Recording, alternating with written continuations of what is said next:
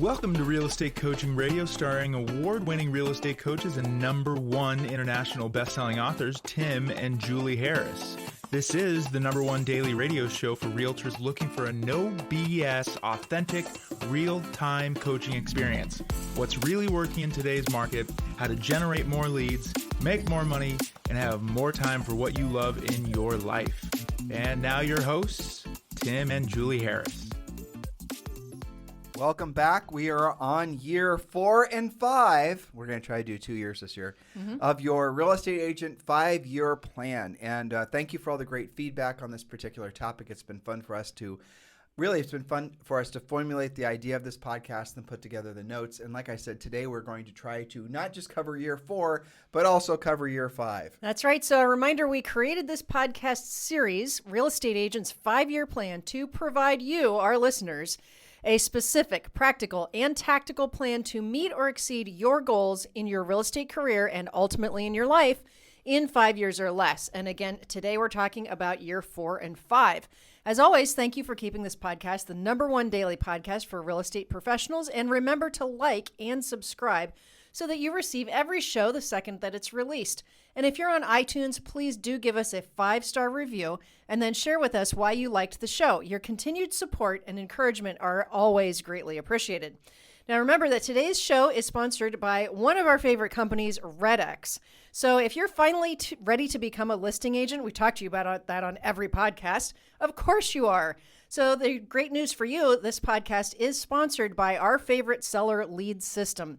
You read that correctly. It's a trusted company. It provides you with names, addresses, phone numbers of homeowners who want to sell. These are not impressions, guys. These are sellers who actually had a for sale sign in their yard. Truly motivated seller leads, the ones you're looking for. So best part, no referral fees for you. What are you waiting for? Go there now and become a member. So text RED, I believe it is, to 47372. And when you do, we're going to give you a $150 discount because you're Harris Podcast fans. And even after you do the sign up, Tim, it's really inexpensive monthly. So we're just getting you started out by giving you that $150 discount. So text RED to 47372. Text RED to 47372. And remember, message and data rates may apply. And yes, that's right, longtime podcast listeners. Julie just did a live read of a commercial. That never happened. It was me, yes. Right, yes, it was. All right, so let's get on to year 4. All right, so year 4. Point #1, my note takers, get ready. Point #1, now you're seeing the real accumulation effect of your investing, your saving, and your hard work. So expand your knowledge about what to do with your profit. That's the exciting part. Remember, you are rich when your money is working for you and you're no longer working for it. Now, you might be surprised that we're talking about this just on year 4. These guys are already accumulating wealth, which I think is fantastic. We started buying rental properties before we had real estate licenses, but we started accumulating more rental properties in probably our 3rd year. Let me give you guys a few breadcrumbs. So when you're looking to invest, and we said this yesterday, and this is what's worked for Julie and I in the last 30 years. We've been married for 31 years this year. And we've always worked together, but we will take risks when creating our revenue. In other words, in our business, we'll create risks. In our business, we'll do things that are a little bit more speculative, but with our profit, we are so conservative and boring, you cannot possibly believe it. And that's the way to go. So don't take risks with your profit, take risks with the business. That's the way that you will produce more profit that way, and then learn quickly from the risks that you take in your business. And really, if you have to take risks in your business, make sure that the least speculative ones, i.e. learning how to be a proactive lead generator. But as far as things to look into, and we're not financial advisors and whatnot and all that, but we're going to tell you what we did, and what we did a long time ago is what probably a lot of you should consider doing as well. Investing is not that difficult. Investing in the stock market is not that difficult. The thing is you have to have a myopic approach and just do what Warren Buffett does. Makes sense, right? The world's probably most, I think, successful investor, or one of them at least at this point. So Google what would be called Vanguard index funds. And specifically, I want you to Google, now this sounds crazy, but just Google it, Bogleheads or Bogleheads.com. I believe it's Bogelheads. It might not be .com, it might be .org. You can also drop into Google Bogleheads,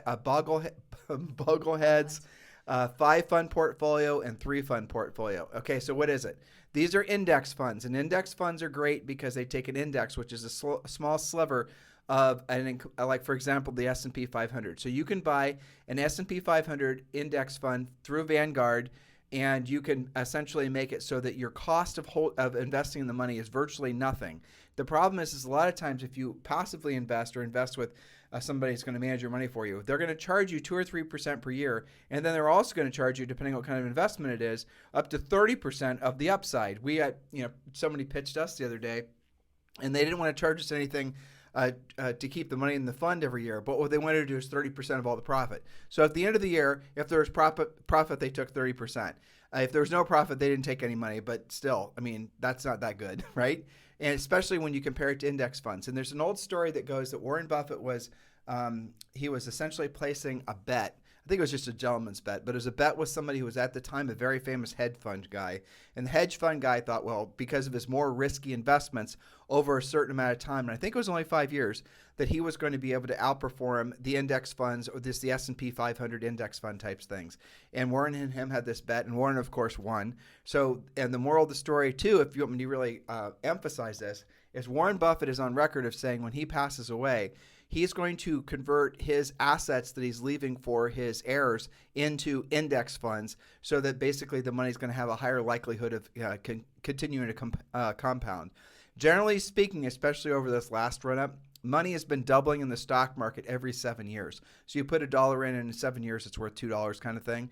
And if you look at the long-term history of the stock market, you will see that pretty much, even though there's certainly slow times, down times, and all the rest of it, bear markets, bull markets, if you stay invested, generally speaking, as a long-term investor in index funds, you're going to do really well. Again, we're not an expert at this, and there's more opinions on how to go about investing than there is even how to generate leads for your real estate business. But really, at the end of the day, if you just copy what the smartest people do, generally speaking, that's going to be where you're going to get the best advice.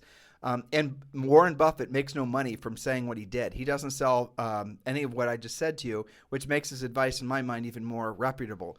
So the best way for you to do it is, again, just go to Google and put in Bogleheads, a 5-fund portfolio, 3-fund portfolio. And by the way, why is it called Bogleheads, such a silly name? Because the guy who founded Vanguard, who I think passed away recently, was named John Bogle, and he was the one that created all this index fund investing. And I think he started creating index fund investing in the 1960s. So again, long story short, it's the least expensive way for you to get what will be hypothetically the most upside from long-term investing. In addition to that, we would suggest you also look into buying single-family rentals. Now, single-family rentals versus multifamily, it's almost like a religious war. So many people argue multifamilies, and it makes sense if that's the direction you want to go. But the nice thing about single families, and the reason we've always leaned into single families, and the reason, by the way, BlackRock is leaning into single families, the reason that the largest investors in real estate in the country, if not the world, like single families, is because they appreciate more, they're easier to keep rented, and generally speaking, they're in essentially more sound areas. Multifamilies you're going to find are on the fringe areas of a community. They're not in the prime central areas, so they're going to be harder to rent and attract a less quality tenant. You ask 10 people if they'd rather live in a single family or an apartment or a multifamily, how many of them are going to say anything other than single family? So Julie and I have always bought single families. Now, the miracle of COVID, the good part of COVID is single family investing now makes sense in markets, whereas before it didn't, because there's markets, though, these ancillary markets around the country that have become really desirable because people now can work remotely, and because of Starlink and all these other innovations. So you don't have to necessarily worry, well, I'm out in some rural area, I can't necessarily make sense of rentals where I am. Well, maybe you need to relook into that, because you might be surprised. Like, we use Murphy, North Carolina, where we have our little cabin. In Murphy, North Carolina, and this is hilarious but true, it's one of the, if not the, most isolated places in the United States. It's 2 hours at least from anywhere, and that market has gone up by at least 50% in the last 12 months, and all the buyers are essentially the types I've just described. So when you're thinking about investing, you don't just have to, look in your own backyard. You can look nationwide. How many different states do we have properties in? 7? I think 7. And, we have a coaching client in Paducah, Kentucky, and she reports the same thing, that, that's also a fairly remote. It's historic. Most people can't point to it on the map. What's her name in Paducah, Kentucky?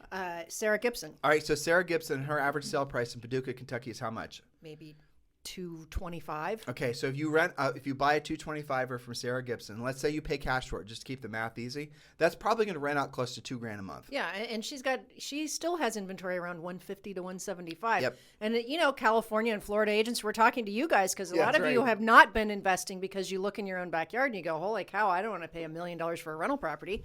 So it's okay to branch out, especially through our network of coaching clients, because they either can manage it themselves for you or can point you to a property manager, put a home warranty on it, and you don't have all of the hassle of that. That's why we're able to have properties in 7 different states. We're not running over there to check on them every day. We have properties we've never seen before. Yes, that's true. Yeah, I mean, we have plenty of them we've never even seen. Some of them brought to us by coaching clients, which was awesome. Pretty much all of them, if you think about it. Almost all of them. Yeah. Do you guys have any good, interesting single families or even multis, but preferably singles? Do text Julie and I at 512-758-0206. We're always looking for good stuff. And the other reason we like single family is because if you ever really wanted to / had to sell them, there's a lot more people looking for a house than there are for multifamilies. It's just more predictable. It's easier to get financing. Yes. You can liquidate a single family, overall, that's our thesis, and it's worked for us. And again, a lot of people argue, well, you get easier and faster cash flow in multifamilies, and it's true, but it's also slightly more of a risky investment than what we wanted when we were building our foundational financial pillars. And that's what we're asking you to consider as well. Again, take risk in your business. Don't take risk in the profit that comes from your business, and put the money in a place that it doesn't have to, like so many of our friends and so many people we know, they always look for these big home run type investments. Don't do that. Look for properties or look for investments that are going to be slow, steady Eddie types, because over time, if you're patient, you're going to be so thankful that you did. And I can tell you for sure at 52, I am so grateful to Tim and Julie back in their 20s when they were buying rental properties. Me too. Absolutely. I mean, God bless Tim and Julie 25 plus years ago. Yes, that's right. So that was a big point number 1. Hope you guys were taking notes. Point number 2, I love year 4 and year 5 because now, point number 2, you can think as big as you wish now regarding your goal setting. Update your real estate treasure map, of course, and think even bigger this year. To do more transactions, add more spokes, not more staff. We talked about that a lot yesterday. You should be working with only a handful of buyers or none at all since you have your army of buyer partners already assembled. So again, year 4 is building on years 1 through 3 and assuming that you did those right, and you do have your people that you can refer your buyers to. All right, point number 3, set a very specific goal for your magic number of listings. Remember, that's the number of listings, active listings, you have to carry at all times to meet or exceed your monthly goals. So set a goal for your magic number of listings, which is based on the goals that you set in your treasure map. If you're not sure how to achieve that higher level, get help before you get stuck and get involved in Premier Coaching.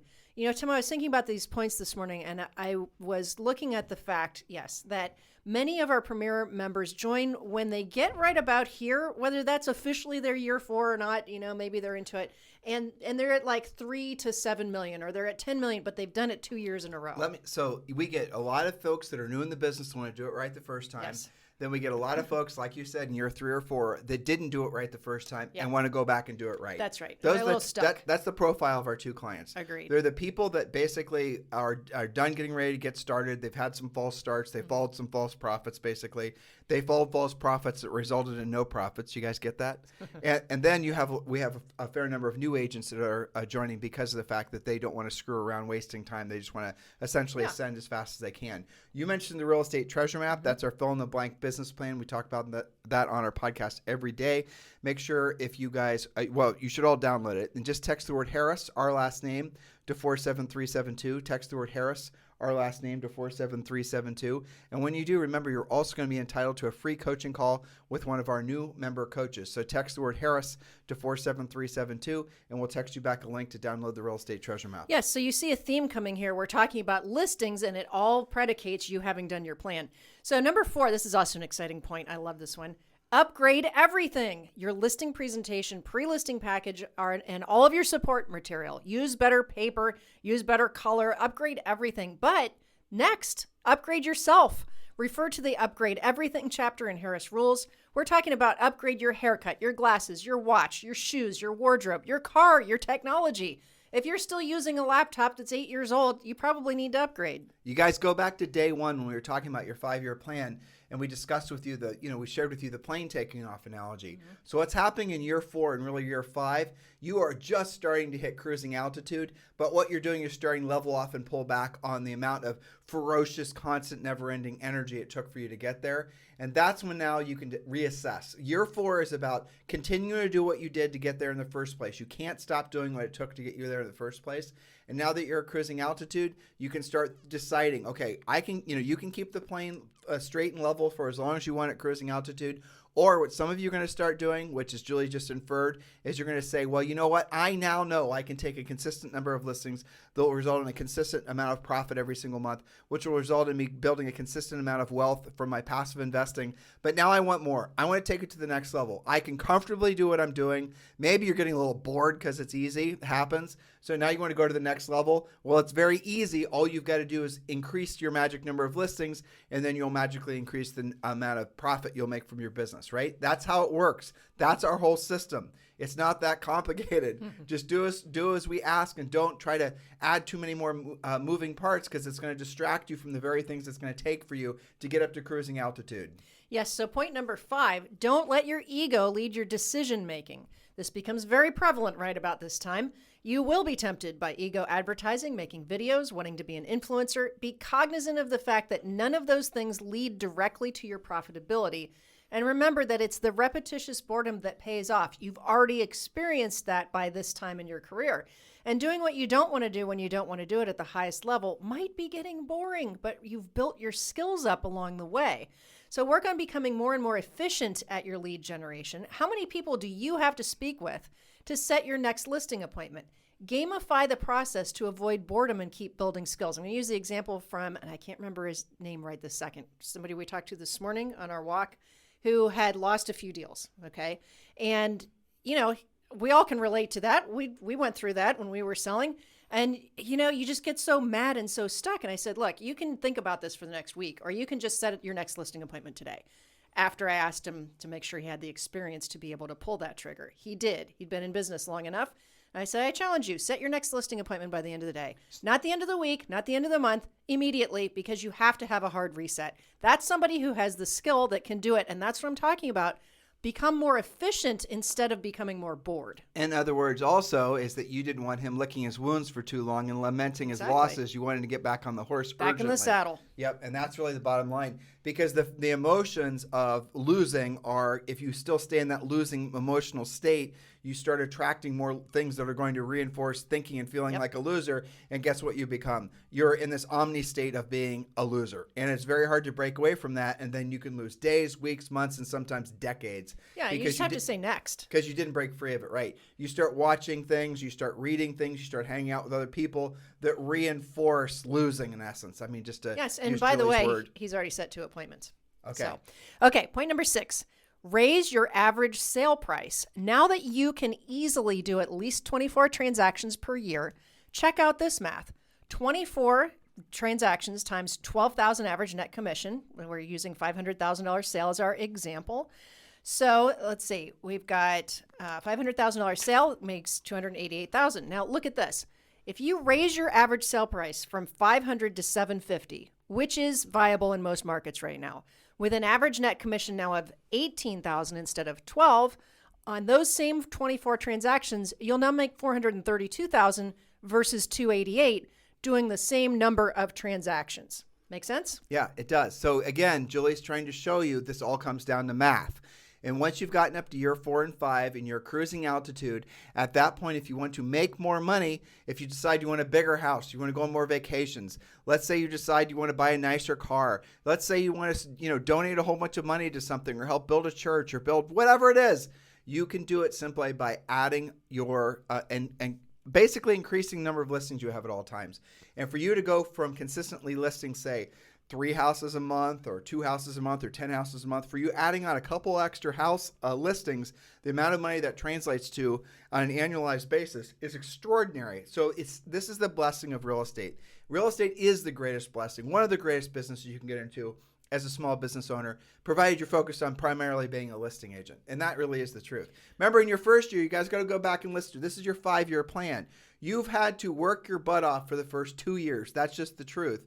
For you to get to the point where you can start enjoying the benefits of some of the thoughts that we're sharing with you on year 4 and 5. Year in 4 and 5, you're looking back. You frankly don't even remember how much it sucked for the previous 2 years, right. Maybe even 3, right? You don't even remember because you don't remember all the, essentially the work and all the, just all of it, because you right now are basking in the glow of essentially doing what you didn't want to do when you didn't want to do it at the highest level for long periods of time. You are now, in some cases, experiencing what true success really, truly feels like for the first time in your lives. Congratulations, but don't stop there, because we see this happen. Julie and I talked about this, is that you will have people that will reach that level where they're cruising altitude and things start to get easier, and then they basically start getting dumb, basically. They stop doing what it took. They stop, doing what they didn't want to do when they didn't want to do it at the highest level. They start rationalizing, well, I guess I don't need to do the proactive lead generation anymore. Oh, I can delegate somebody doing the pre-qualifying. Oh, you know what? I'm going to have somebody else go on my listing appointments for me. You can do all those things, but you're going to lose the efficiency. You're going to lose the effectiveness. You're going to lose profit. Your margins are going to drop. Then you're going to run into someone. They're going to say, you know what, Bob, I realized that, 6 months ago you were making 75% profit margins and now you're making 10% profit margins or 15% profit margins. But look at all the free time you have. You've got a lot of free time to worry about why you don't have more cash flow, why you aren't investing more money, and you have a lot more free time to then worry about why your adult daycare, aka your brokerage or your team, isn't more efficient. You guys get it? That you are always going to essentially pay for your business with something. Our suggestion is you put in the real work, really focus for 5 years, and then once you've gotten to that 5-year mark, you really have built enough wealth, and you really are on the path to building even more wealth, that you'll change the trajectory of your life as long as you don't slow down. You got to do the real work. There are no shortcuts. Unfortunately, I wish there were. Trust me, but there aren't. We would tell you about them. We would. Okay, point number 7, continue to invest. We covered this a little bit earlier, but continue to invest, but keep your investments non-speculative. It is a well-known fact that people with less net worth make riskier investments. People with higher net worth are more careful with what they invest in. Rental properties, stocks with a solid history, what Tim talked to you about a second ago with Bogleheads, those are better than, say, crypto, for example. Especially in your early investing years, you work so hard for that money that you keep. Don't squander it on crazy things. If you do want to do speculative investing, Julie mentions crypto, right? If you do want to do stuff like that, just don't do it with more than maybe 10% of your investable assets. But if you're just getting started and you're starting to pay off debt and you're starting to build momentum, don't be doing anything speculative. Don't think, well, you know what, Tim, I'm going to buy this new whiz-bang cryptocurrency and I'm going to jump the shark and I'm going to create a whole bunch of passive income. You hear these stories online. How many stories like that do you think are true? Look what Bitcoin's done in the last 18 months, for example. Ooh, I hope we don't attract the Bitcoin people. Because, man, they're like a pack of wolves. I know. We did an interview with Peter Schiff. You guys should listen to that. It's been like, I don't even know, 500,000 downloads and views and whatnot. But read the comments. He didn't even talk about crypto in our interview once.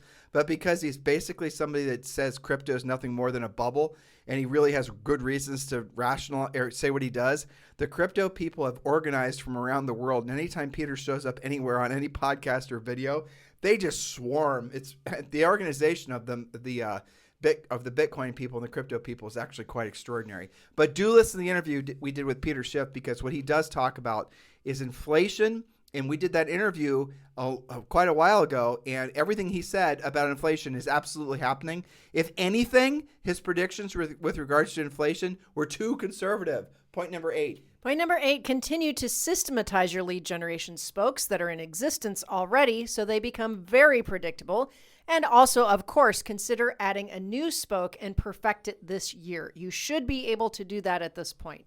So that's year 4. And we talked about a lot of different things they fall into, ego decisions, stuff like that. All right, Julie, I'm going to go find my notes for year 5. So give me a second. I Sure. have to go back online Yes. So I'm curious, from that conversation you had with that guy today that called us in a panic, he texted me actually. Yeah. He was part of our EXP group, and he texted me and he said, "What is it? I forget his head. The subject line of his email or of his text was actually fantastic. Yeah. I'm in panic mode or something. I thought that was a really. He said he was hitting the panic button. Hitting the or something panic like that. button, Yeah. right? And he texted me and he asked for help. So you walk them through as I find today's or the fifth day's notes. Yes. Walk me through and what I'm he said. going to have a follow-up coaching call with him just to make sure he stays on track. But basically, he sent out the bat signal. I'm hitting the panic button, and it was as a result of losing some transactions. My first question was, is there any chance of saving them? And occasionally we do help you guys save deals and put them back together. But he was convinced that was the end of that. He was not happy about it. He was stressed out about it. And so I asked him, how long have you been in business? What else have you got cooking? And after about 5 to 10 minutes tops, we identified that he did have 3 or 4 potential, one listing for sure, an investor buyer that was just waiting for him to find the right thing. I think he's in Dallas or someplace in Texas.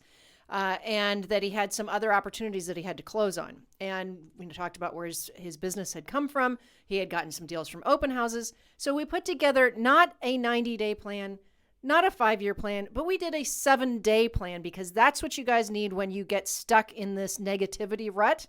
And he's already executing on that. Well, but the point was, and you just said this and we're saying this again, he was in a negativity rut and he wasn't able to essentially remove his negative emotions to see the fact that he did have some opportunities there. Yep. He was not leaning into those opportunities and bringing them into the present moment because he was so mournful of these lost transactions. He was focusing on the wrong thing. Right. Negative. And again, guys, you can lose a whole season from that. You can lose, like how many agents right now are sort of emotionally checking out because of the war in Ukraine or because they're hearing interest rates have gone up like by basically a fart in the wind that doesn't even really matter. I mean, how many agents are sucking in the bad mojo to take them lose their momentum and they're going to not even be part of the spring market? I'm guessing it's more than none.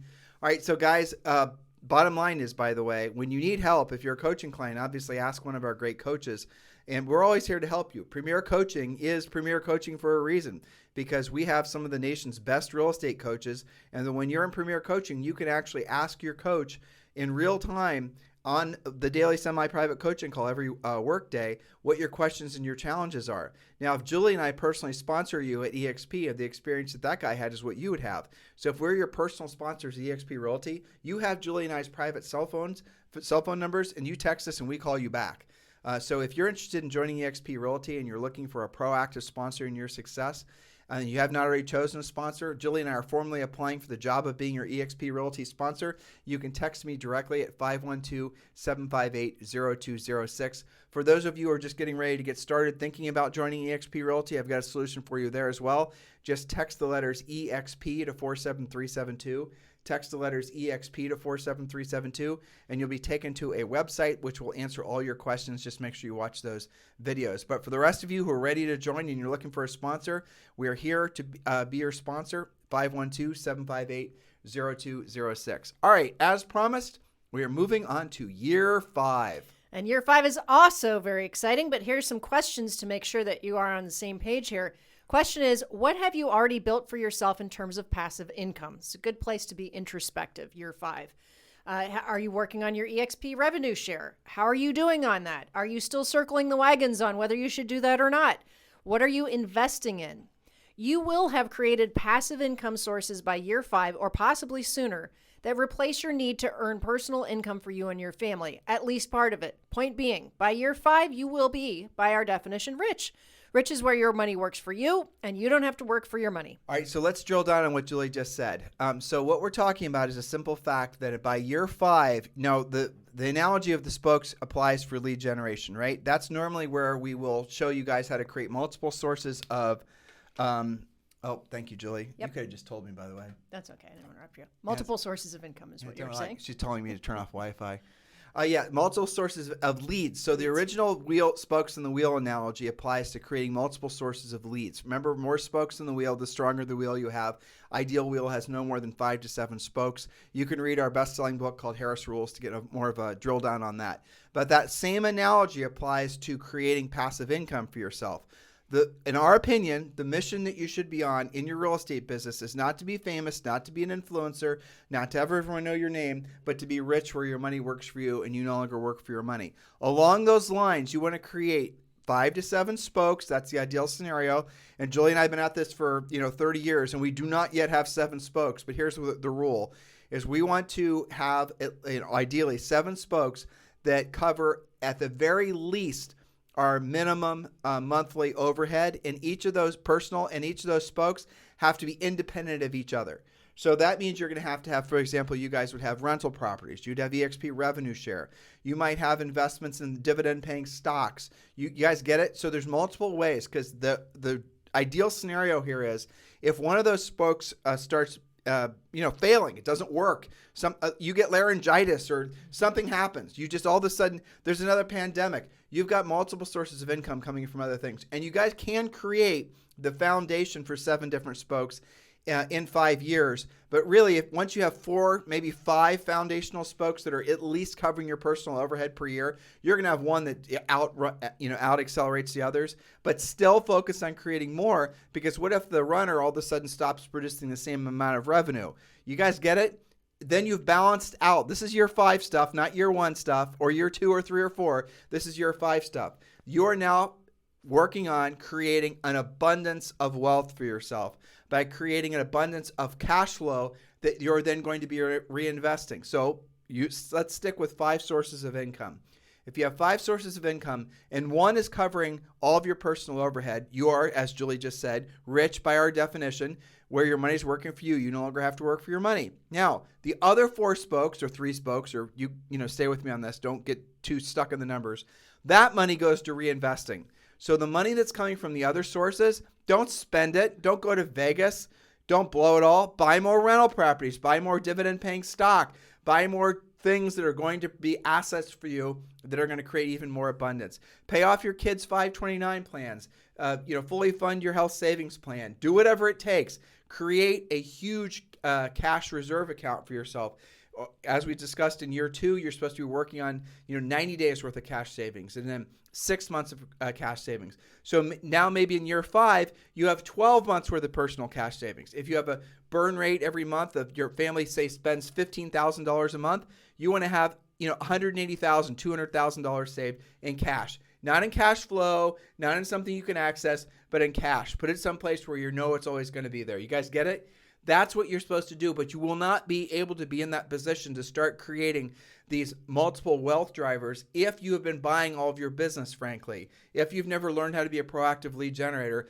But primarily, the reason that you won't be able to do what we just prescribed to you is because you have not been clear in your head along the way that the product of your business is profit. If the product of your business is profit, the more profit you create out of your business, obviously, the better you are as a business owner. Does that make sense? It does. And right around year 4 and 5 is when they start to lose sight of that, because the income has become more predictable and they tend to believe that it's going to be like this cash machine. And then there's a hiccup in the market or something like that, and they get off track. So this is really important. It starts to compound, right? Sure. So let's say in year 3 they bought some rental properties, and let's say they happen to buy them 2 years ago. Yeah.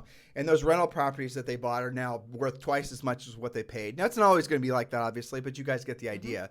That can be psychologically overwhelming in some ways because you've never had that much abundance. Say 3 years prior to that, you were stone cold broke. I mean, that's what Julie and I experienced. Yeah. We were basically college students. Prior to being in real estate, we went to college. We paid our way mostly through college, having a car cleaning and detailing business, all this stuff. And then we got into real estate, and within our first year, we made hundreds of thousands of dollars and hundreds of thousands of dollars every year after that. And we started buying rental properties. Well, I remember on our 3rd year, we started to make some silly mistakes. We started to spend money on branding and marketing. We started to delegate stuff that we should have, essentially not ever delegated or didn't need to be done in the first place. And our profit margins fell. We actually made more net profit our first year when we didn't know what the hell we were doing, and our 3rd year when we were supposedly, experts, right? So that's the irony of it, is that if you allow your ego, or if you allow people to, influence you in ways that aren't in alignment with what is you had set for the goal for yourself, you will essentially be, 5 years in, you won't have anything to show for it. Our suggestion is you should benchmark the success in your business, because you are a business owner, by the amount that you increase your net worth by every single year. Some years are going to be amazing. Some years are going to be flat. Some years are not going to be that great because maybe your assets go down that particular year. But right now, guys, wouldn't you love to have a bunch of rental properties right now in this inflationary time? Wouldn't you love to have a bunch of hard assets right now? Look at how much everything's going up. construction costs in the United States are increasing year over year by 30%. Construction costs. What's land costs doing? So what is that going to do to resale? What if you had a bunch of rental properties? They're going to go up substantially because the margin between new and used is too great. Again, it's gapping too much. That means that the new construction is going to pull the resale prices up. This is what happens. We're in this hyperinflationary cycle. Well, let's not say hyper, but we're in this historic inflationary cycle that asset holders are truly benefiting from. That is the reason why rich people get richer during hard times. It's not because they're doing anything wrong or taking anything. It's just because they were disciplined in investing and buying assets when other people were basically going to Vegas and buying shoes. You guys get the point? So stay disciplined with this. And what we're prescribing to, frankly, is boring. Nobody's going to celebrate or give you a plaque for buying a rental property. Nobody's going, there's not going to be a bunch of Instagram reels that you're going to make and people are going to be dancing around on TikTok when you save $100,000 for the first time or you pay off a debt.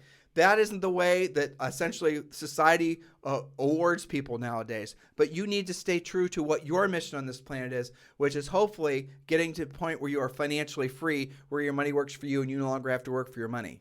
That's right. So point number 1 on year 5 kind of speaks to that. You are a little bit in the danger zone here from everything that we talked about. But remember that you now have real skills. What will you do with it? Will you embrace the fact that you have a predictable, duplicatable income stream, or will you fall backward looking for the easy button? So remember to resist. This is about when that starts to happen, and year 4 as well. So point number 2, you knew I was going to say it. Time to do a new real estate treasure map, and be sure to spend lots of time on your goal setting. You can think really big now, but keep the goals to what we call SMART. Just as a reminder, this is in the book. SMART stands for goals, which are specific, measurable, attainable, realistic, and timely. And I think one of the most important things there is timely is to give yourself a deadline for these goals. I'll tell you right there on that, your goal, your point 2 is if they're not exposing themselves to people that think a lot bigger than themselves, if they're not getting out of their environment, if they're not running into people that are millionaires, billionaires, all that, if they're not actually putting themselves in positions to meet people that are higher up on the mountain than they are, they're only going to basically be reinforcing what they've already created. Yes, and that I should have made this as a point. On year 4, we talked about raising your average sale price. So one of the reasons that agents don't do that is because they freak out when they're over the price of about where they're living. Yep. And one of the ways to cure that is to expand your center of influence. When we teach this in coaching, we talk about going to charitable events, doing philanthropic things, going to art auctions, going to car auctions, getting out, previewing stuff that's more expensive. So it's good for you psychologically, mentally, financially, spiritually, and it's also good for your average sale price because you no longer will freak out when your average sale price personally is maybe $500 and you get called for a $2 million listing. When Julie and I were selling real estate, we started out in, basically normal price homes. And again, we told this story before, but a lot of you have been inspired by it, so I'll tell it again. There was this community on the other side of town, which was called New Albany Country Club, is and always will be one of the most beautiful planned communities we've ever seen. It is phenomenal. Only, frankly, rivaled by where we live now in Puerto Rico. Mm-hmm. Honestly, I'd agree with that. I would say the Ritz-Carlton area where we live now is actually a hell of a lot nicer. But the moral of the story is in Columbus, Ohio, at the time, what they did with the New Albany Country Club thing was phenomenal. So here were Julie and I. We lived basically the other side of town. We had no connection to high-end real estate. We had no connection to the people that were building the community. We had no connection to any aspect of anybody there. We knew nobody in New Albany Country Club, none of the realtors, nothing. No familial connections, no religious ties, nothing. What we do is we would do this almost every weekend. Julie and I would drive out to New Albany Country Club. We'd park someplace, and we'd walk around the golf course. Now, there was a walking trail that went all the way around the community.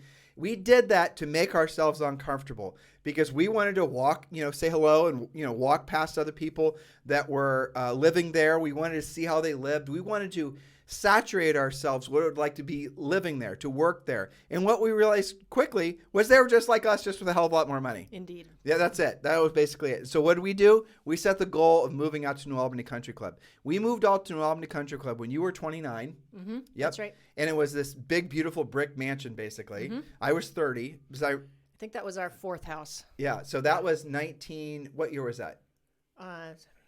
I don't know. When did you turn 20? 99? Yeah, 99. Yeah. Yeah, it was 1999. Is that right? 99? Yeah, something like that. Yeah, Who somewhere in knows? there. Anyway, so that's what we did. The point being is by doing that, we had made it so we were more comfortable with living in that more expensive area. And then when we got there, our first year in the business, we were able to apply in New Albany, we were able to apply all the skills that we had learned being proactive lead generators to that particular market. And here's what we discovered. We became top listing agents in New Albany Country Club inside 18 months because we were going after, guess what, expireds and all these other types of leads that we tell you about. None of the local agents were, but here's what we discovered. Upper end agents, now this is not true everywhere, but upper end agents have a tendency to be very complacent and not have a lot of skill because they get all their businesses from center of influence and past clients. They rely on the fact that they went to high school with somebody or their parents know each other. They work at the same company. So when Julie and I showed up and we were picking up the breadcrumbs, the expired listings and whatnot of what the embedded agents weren't able to sell, those sellers were actually really grateful because they realized that we weren't complacent and taking the business for granted. And they told us that. I know, which was awesome. But I would also remind you in our story, while we were doing that, yes, I would agree with you that by and large, we prospected our way into that community by talking to expireds and those were great expireds to go after. Okay. Oh, yeah. Which, by the way, we used RedX to find them. But expired, yes. We also were doing some things socially. We joined the club. We were doing stuff like that. But that takes time. So that was a kind of a mini spoke that was developing. Well, we had to save up the money to pay the fee to get in. Yes, that's right. And we also were some of the only agents in that community that would just absolutely kill it on open houses. Yep. Because, this was high end. This was a golf club. We don't do open houses here. Except that we did. And we got such great attendance. We did lots of transactions from that. And that also led to more social connections just by following up and being nice to people. And having people in that community even notice that I forget, was it Dr. Powell? Somebody said, you are the only agents who I see making an effort. I see agents on the golf course all the time, but you're the only ones who had a line going to your open house. Yep, that was Dr. Paula. And he ended up listing, it was ridiculous how much business. The guy started doing all kinds of business with us. But it's funny about the open houses. The reason that the local agents didn't do open houses on Sunday is because on Sundays when they were playing golf. I know. And they were always playing golf with the same little group of 5 or 6 friends. Mm-hmm. And Julie and I were doing open houses, and we would pick up all the relocation business. We'd pick up all the sellers. And all these sellers were like, well, there's Bob and Susie, local agents out there playing golf, and you guys are here trying to sell houses, and I really appreciate it. It really will work that way. It works that way for you guys. It'll work that way in every market. But the moral of the story is, and what we're trying to really impress upon you here is you're going to have to, especially in year 5, you're going to have to make yourself uncomfortable and push the envelope. I get it. You're comfortable with where you live. You love your house. You paid it off. Everything's great. You've got your boat. But in year 5, it's time for you to consider you're in your plane. You're flying at cruising altitude. Everything is easy. You're the pilot. You guys have been on planes before. And you see the pilot, getting up and maybe talking a little bit with the stewards and stewardesses, and you see them maybe going to the bathroom or whatever. That's when they're at cruising altitude and everything's set on autopilot. When you get to that point, we will suggest to you that you start intentionally thinking about going to the next level, whatever that's going to be for you. Not just financially, but spiritually, intellectually. Every aspect of your life is going to need an upgrade, and you're going to have to overtly look for those things to upgrade, because what happens is that pilot stays out of the cabin for too long and he doesn't watch the gauges, that plane's going to start slowly losing altitude, and who knows what's going to happen. And that's what happens in your businesses as well. So you're going to have to keep yourself challenged. And the blessing about real estate is you sell homes, and you're in some, you love real estate at some point, I assume. Why don't you think about upgrading your house in year 4 or 5? Why don't you think about, you've always wanted to buy a Porsche or whatever? Well, you know what? That's a hell of a great source for getting more real estate transactions, because probably those people are going to own a home or want to own a home or more homes. You guys get it? You can start thinking bigger. If you don't know how to think bigger, which is a problem with a lot of people have, you've got to put yourself in a position where you're exposed to people that think bigger. The country club, like we talked about, or go to places that are like what Julie and I did. The other thing we did is we would intentionally go to parts of the country where there was a higher concentration of wealth, and we would go there and breathe that air. We would, again, observe. We would feel what it was like. We would see people that are our age or younger that were obviously more successful than we were, or at least they looked like they were. You guys get it? Or we'd seek out people in real estate that would then, give us some suggestions that maybe were mildly older than us or a little bit higher up. These are the things you have to do. You have to make sure that you increase the influence you have of people that you want to become like. If you don't know what you want to become like, that's horrible. Start redefining yourself and decide. Look what you've done in 5 years in year 5. You've created something that very few people create. Do not celebrate. You have not arrived yet. It's time for you to go to the next altitude. Well, it's funny. When I was writing these notes, you just sort of put a light bulb in my head. I had forgotten that when we went after New Albany Country Club area, that it was about our 4th or 5th year. Yeah. It really was. And as I reflect on that and your story that you reminded me of all these things, I think that is a cure to what can happen when they start getting repetitious boredom. We did it because we were bored. Right. And we could have very well stayed in that original sandbox because, we can crank those out all day long, no problem. But we were getting bored and probably on the edge of becoming complacent and starting to do dumb things. And then we changed our ways and had a new thing to go after. But look at this. At that time, and you guys can look at our pictures on Instagram, I put some fat pictures of Tim and Julie up. Julie's super embarrassed about it, which I think is hilarious because she's gorgeous and she's certainly not fat. But I put some fat pictures up. You guys got to go see them. That was right when Julie and I moved to New Albany. So a surefire sign that we are speaking from experience. And we talk from our own experience because you guys like it based on your feedback. But we're the greatest, so we moved to New Albany. We lost the weight. We got our acts together. And we haven't gained it back since. But really the reason we tell you all these stories isn't from our own personal experiences primarily. It's from the billions of coaching clients we've had over the years. That's really where most of our experiences come from. You've got to keep yourself challenged. If you've lost direction on what really is going to motivate you, be okay with not thinking that your current house is your dream house or your current life is your dream life. Be okay. Like maybe you're selling in, we have lots of coaching clients in Iowa. And in Iowa is Iowa. God bless Iowa, right? But if you want to, maybe you're dreaming of living someplace that's coastal or you want to have someplace where it's not super cold in the winter, well, maybe you need to go down to Florida and you need to start looking at summer homes down there or winter homes as the case may be. You guys get it? Don't stop dreaming because if you do, you're going to stop expanding your thinking and the abilities that you have to provide higher levels of service to other people. I'm going to give you guys permission on something else too. There's a lot of confusion about materialism, material stuff, right? People get super confused. Tim, I'm not just all about cars and watches. That's all you guys talk about. Well, first of all, no, it's not.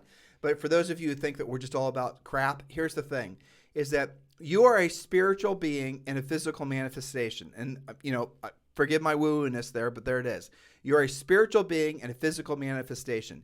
In this plane, as a human, you need stuff. You need shoes, you need food, you need computers, you need cars, you need houses, you need all these things. You need these things to exist in your world. Correct or not correct? You do. Now, might as well have those things be really nice things. If you're compromised and you're saying, well, I want to buy a new pair of whatever the hell it is, shoes or a purse.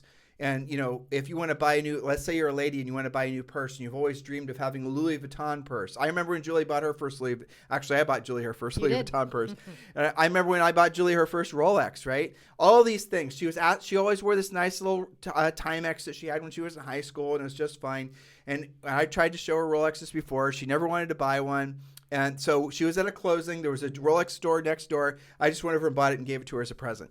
Now, that is something that for her, having that on her wrist made a big impact because it made her proud of herself. Mm-hmm. Absolutely. And I felt, really confident in our original outfits were consignment. So then I upgraded my, my closing clothes and all of that kind of stuff. This stuff does matter and it's okay to upgrade your stuff. It's okay to want stuff. It's okay to use that to motivate you. And I still have that watch, of course. That's my original And it's funny, Rolex, we're talking about owning assets. That Rolex that I bought her all those years ago is worth more than what we paid for it all those years ago. I know, isn't that funny? But I remember that day. I actually remember the property. I could almost tell you the exact address. I do too. It was on Sawmill Road, by the way. Yes. Yeah, so guys, listen, here's the moral of the story, is that it's okay to want stuff. It's okay to be, quote unquote, materialistic. There's nothing non-spiritual about wanting nice things. Matter of fact, if you have the ability to have nice things, why the hell not? And all of you have the ability to have nice things. There's a direct correlation between the number of people you help accomplish their goals and the amount of life that you're able to enjoy at the levels that you would choose to enjoy them if you were willing to basically help more people. So the suggestion is close that gap. If you want a really nice house or a really nice boat or if you want a lot of financial freedom from having a bunch of rental properties, earn it by helping other people accomplish their goals. You are designed to help people. The highest and truest purpose of all of us on this planet, is to be of service to other people. That's where we all find our greatest satisfaction. That's the reason Julie and I love doing this podcast. Julie, what's the last point? That's right. Our last point, and I think we've touched on this a lot, is you now have passive income. So reinvest it strategically, study the best investments you can make, and truly begin to build real net worth. You can get stuck in your investments too, so make sure you're expanding your mind, expanding what you're exposed to. And I think even at this point, you should err on the conservative side. I think it's just going to serve them well a lot longer term. Now, how many of you are shocked that Julie and I did not talk at all about building your influence and becoming social networkers? How many of you are shocked that we did not spend a lot of time on that? It's not because we don't see the value in that, because we do. And we do think, remember we were talking about multiple lead generation spokes?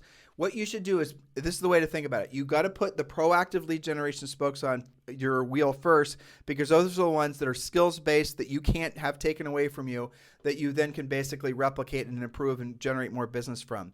If you want to start adding the passive lead generation spokes, you can probably do that in lead 4 or 5, year 4 or 5, maybe really year 3, but do not stop doing the proactive lead generation. If you I personally like doing Instagram. It's fun. Honestly, Sure. I like posting for you guys every day. Julie and I suffering through kettlebell hell or whatever. It's fun. I love your feedback. I love making you guys laugh. It's great. But ultimately, it doesn't generate any coaching sales, and I didn't expect it to. And yours won't either. But it does reinforce your real work. So the passive stuff, if done correctly and not done in excess, does not replace the proactive work. It enhances it. It might make it better. Because, for example, maybe I'm looking for a listing agent here in Dorado, Puerto Rico. And maybe I'm searching different people, and I come across your Instagram profile. I was already thinking about you because I noticed you sold my neighbor's house. I then see we have some things in common with regards to maybe the pictures you posted on Instagram or whatever. Well, the Instagram isn't the reason I'm calling you. I would have called you anyway because of the fact that you sold my neighbor's house, or because you maybe sent me a just sold card, right? Again, passive, but I got a just sold card letting me know that you sold my neighbor's house. I was probably going to call you anyway, but the fact that the Instagram stuff was there just reinforced an activity I was already going to do, didn't replace it. That's right. And by the same token, those of you who do a lot of posting like that, it can also unreinforce you. Yep. If you're posting dumb stuff, political stuff, things that aren't appropriate. So yes, I believe, it's in support of, but you still have to be careful since everybody is, 1,000% Googleable now. One of the best ways to fail the fastest in real estate is not being a proactive lead generator, not building a skills-based business. One of the fastest and most assured way to fail within 24 months or less in real estate is essentially trying to be an influencer in real estate and not actually trying to really solve other people's problems. Being an influencer is all about your ego. It's all about basically you trying to make yourself look like something you hope to one day be. Why don't you, instead of faking it, why don't you actually make it? And that's what having a skills-based approach is. Yes, 100% agree. And I think that if I were to isolate the one thing I think would put them at risk of not making it to year 5 the way we prescribe, is to be overly reliant on one spoke, which right now, by and large, is their past clients and center of influence, because everybody's got equity. Pretty much everybody's got good credit right now. Everybody has enthusiasm for the real estate market. And when you sell your house, you can sell it really quick. Those 4 things happening at the same time are unusual, but we have a generation of agents, at least 10, maybe 12 years worth, who think that's normal. And when the market changes, and it will change, if you've only got that one spoke, you guys are the ones who are going to feel it first. So you've got to have other skills. You've got to be building that, not as soon as the market changes. That's too late. You've got to be ready for that, so that if there's a hiccup, you still are absolutely 100% fine. And the market is going to change, and we think it's going to change in a meaningful way towards the end of this year, based on what we're seeing. There won't be any real impact on rising rates. We don't think rates are going to go up that high for reasons that we won't bore you with on today's show.